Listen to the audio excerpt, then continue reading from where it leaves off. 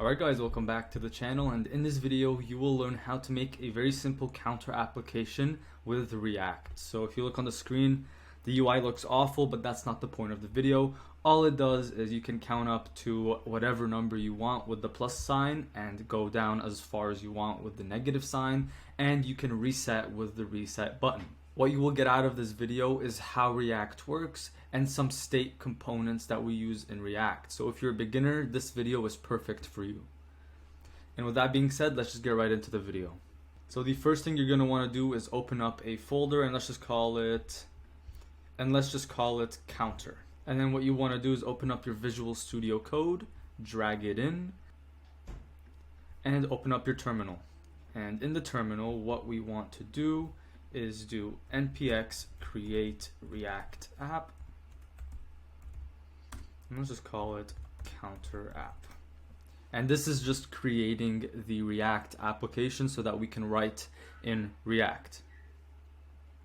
And this may take some time to load, so just be patient as it does take some time.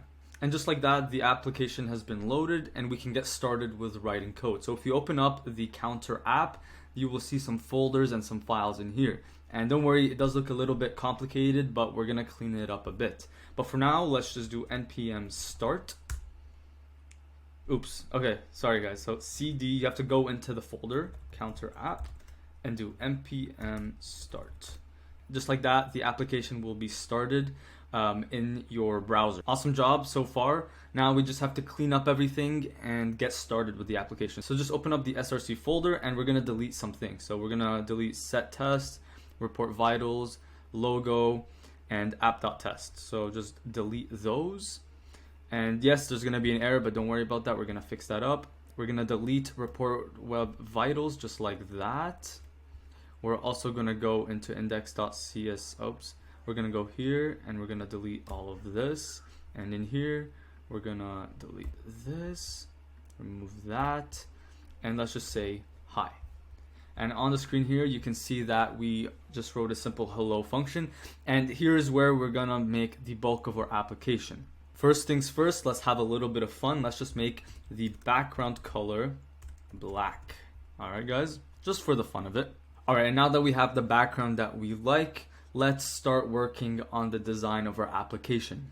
Okay, so I added some notes here just to make it a little easier for you, but the things we need to do is create the use state, add a subtract function, display the current number, add the addition function, and finally have a reset button so you can reset the values. So the first thing we're obviously going to do is import right here, and let's just do use state from React.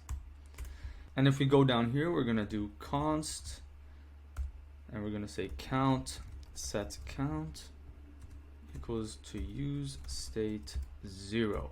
You see, all use state is that it allows us to update functions much easier. And yeah, we can just get started with the function.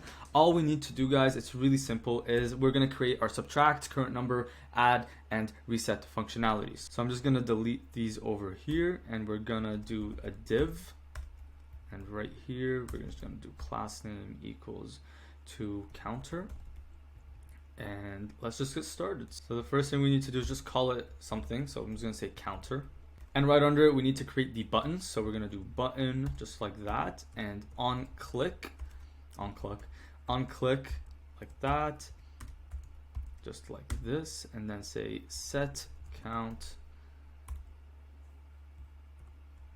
and let's just do count -1 and do minus, and then here we're just gonna have the p tag with the current count, and under that we're gonna have the addition just like that. So on click set count, count +1 plus is the button, and finally we have to have the reset button,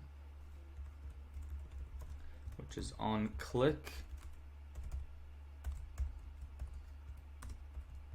set count to 0, and just like that, reset.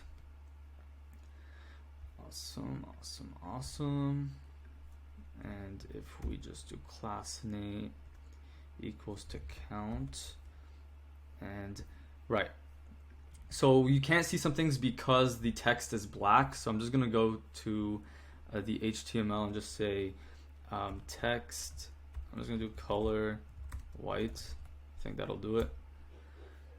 And just like that, everything looks good so far. And if you're a little confused about what's going on, that's totally normal.